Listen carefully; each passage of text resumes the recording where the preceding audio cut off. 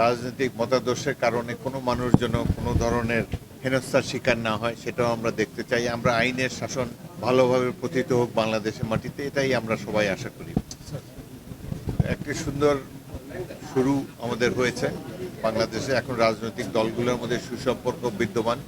সাধারণ মানুষ অনেকদিন পর স্বস্তির নিঃশ্বাস ফেলেছে। একটি সুষ্ঠু নির্বাচন আমরা পেয়েছি 2 মাস আগে। আশা করি আগামী দিনগুলোতে বাংলাদেশের সাধারণ মানুষের যে প্রত্যাশা, উন্নয়নের যে ক্ষুধা, উন্নয়নের যে স্বপ্ন দীর্ঘদিন ধরে আমরা দেখে এসেছি, বিশেষ করে মহান মুক্তিযুদ্ধে এদেশে মানুষ অনেক ত্যাগ স্বীকার করেছে, অনেক ত্যাগ তিতিক্ষার বিনিময়ে আমরা একটা স্বাধীন দেশ পেয়েছি। কিন্তু এখনও অর্থনৈতিক উন্নয়ন আমাদের কাছে সুদূরে রয়ে গেছে। ইতিমধ্যেই আবার মধ্যপ্রাচ্যে যুদ্ধাবস্থার কারণে জনজীবনে অনেক সংকট নেমে এসেছে।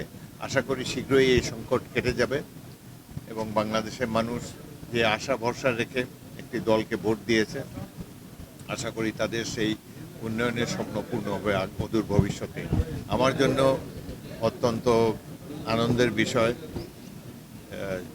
যে সম্মান আমাকে সরকার এবং নির্বাচিত প্রতিনিধিরা দিয়েছে। আমি সবসময় সচেষ্ট থাকব বাংলাদেশের সংসদ যেন জনগণের আশা আকাঙ্ক্ষার এবং সকল রাষ্ট্রীয় কর্মকাণ্ডের কেন্দ্রবিন্দু হয়ে গড়ে উঠতে পারে, সেটাই আমরা আশা করি। জাতীয় সংসদের কাছে এটাই মানুষের প্রত্যাশা।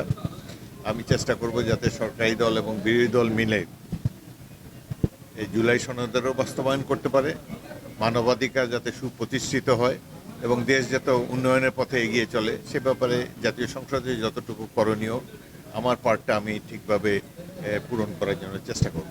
আগামীর অগ্রগতির ভিত্তি আনোয়ার ইস্পাত, স্ট্রংগেস্ট স্টিল সিন্স 1978।